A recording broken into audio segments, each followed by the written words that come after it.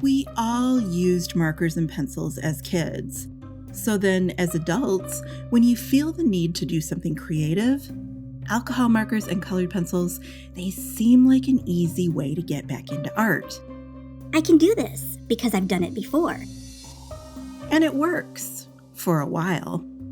But eventually, every colorist gets to the point of vague dissatisfaction. You realize that even though you do creative things, you're actually not very creative on your own. You can follow tutorials. You do well in classes, but coming up with original ideas that actually look good, that's where you struggle. There are lots of books out there about how to be more creative, and the subject is also pretty popular here at YouTube. But there's one basic aspect of creativity that doesn't get a lot of attention. And it's not because we're gatekeeping. It's just something that professional artists never really have to think about.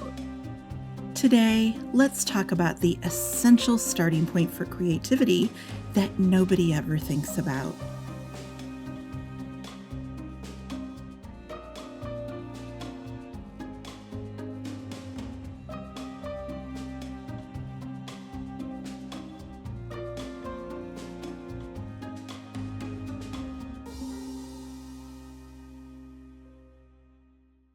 When you were very little, someone taught you your ABCs. And once upon a time, that was like the hardest song in the whole world for you. 26 sounds with no real meaning, and the correct order doesn't make any sense.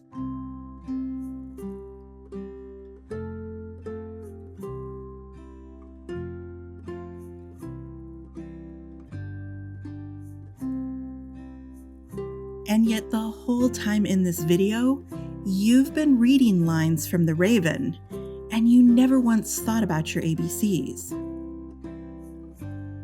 To read, we start with the letters and the sounds they make.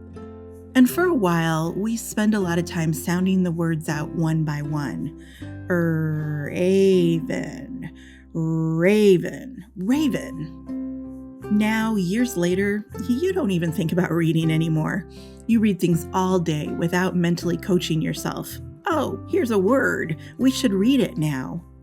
You are a competent and proficient reader. But how many of you are competent and proficient with your art supplies?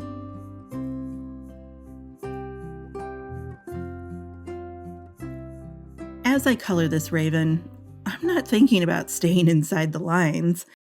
I'm not thinking about how to hold the marker. I'm not thinking about where to place the nib, which color to use, which stroke to do, how to apply the ink, or when to switch to the next color. To be honest, I'm not really even thinking about my marker at all. The marker is just an extension of my hand. I don't think about the marker just like I don't think about the second knuckle on my middle finger. I know my ABCs, and I know my markers. These are skills that are so familiar to me that they don't even register in my brain any longer.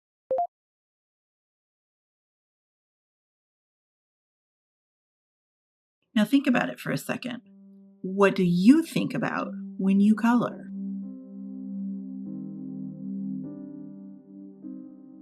If you have to think about blending while you're blending, then you're not proficient at blending.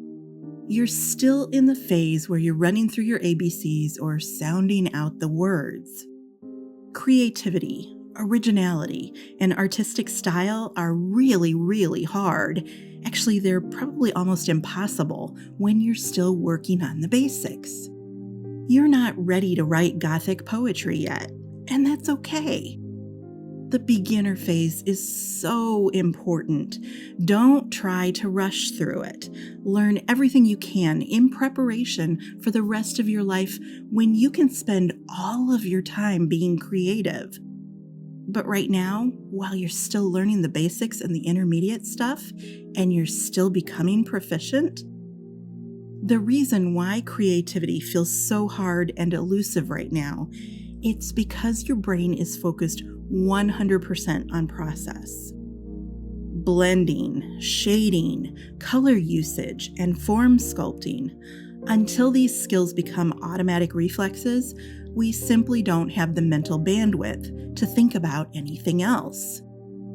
Creativity is higher level thinking, and it can only come when you're not bogged down by technique. At its heart, creativity is making connections between unrelated ideas. Using unexpected colors, combining things that normally don't go together, playing with decoration and motif. Creativity is what intelligent people just kind of naturally do to prevent boredom. It's your brain playing like a kid again. All those books and exercises to encourage creativity aren't really necessary because it's going to happen naturally for you once you learn how to use your art supplies really, really well.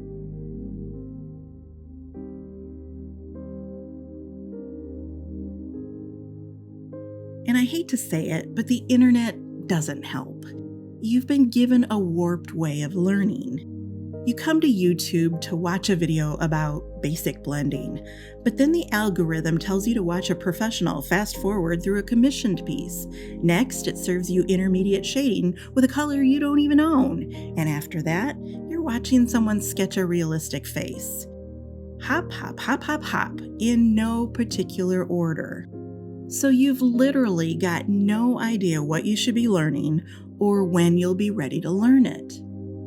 And a bunch of you think you know things because you've watched it, but you've never done it yourself, and you wouldn't be able to do it on your own if I handed you a marker right now. Haphazard learning prolongs the beginner phase, which is why you'll meet people with years of marker experience who still can't blend. It warps the natural progression from nervous novice to creative master. It's so easy to feel ashamed for not being properly creative when the internet makes it seem like everyone else is doing amazing creative stuff every day in every way.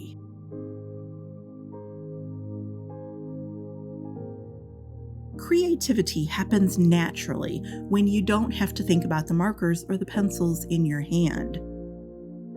Creativity comes when you get a little bored with the markers and your mind starts to wander. But your brain can't creatively wander when you're devoting every brain cell to controlling the tool in your hand. And here's where I have to mention the thing, and it always pisses people off. Some of you have purchased cheap alcohol markers, student-grade colored pencils, and you're using really bad paper right now. Either you've been told the cheap stuff is just as good as the expensive brands, or you assume that you'll learn the basics with the inexpensive supplies and then upgrade to better markers and pencils later. But check this out.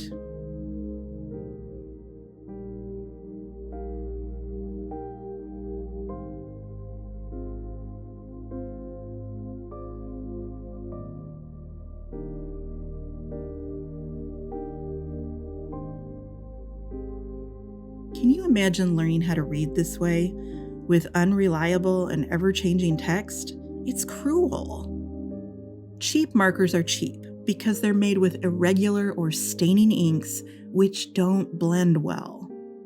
Cheap colored pencils, they're cheap because there's not much color in them and they don't layer well. Some won't even stick to the paper. Cheap paper is cheap because it's meant to be used only briefly.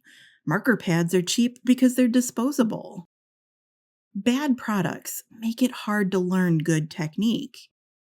And before, when I said that creativity can't happen if you're thinking about the marker in your hand, well, it also can't happen if you're fighting with the marker in your hand.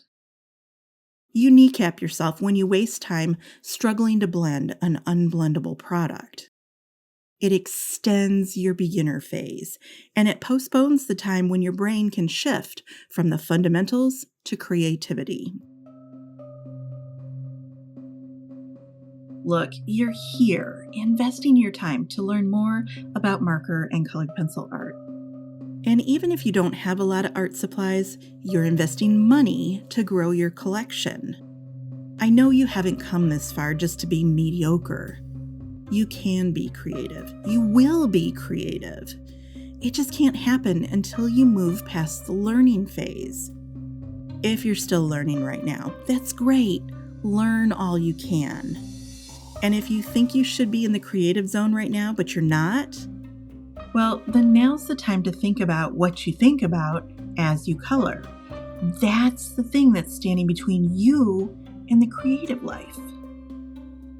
The things that you think about the most as you color, that's the skill or the technique that you still haven't learned well enough for it to be automatic yet. And there's no shame in that. The only shame is not to work on it and develop those overlooked skills. I don't want you to miss the joy of sitting down with a handful of markers and colored pencils and knowing that you can color anything. Anything. Master those basic skills, because after that, you are 100% pure, unlimited creative potential.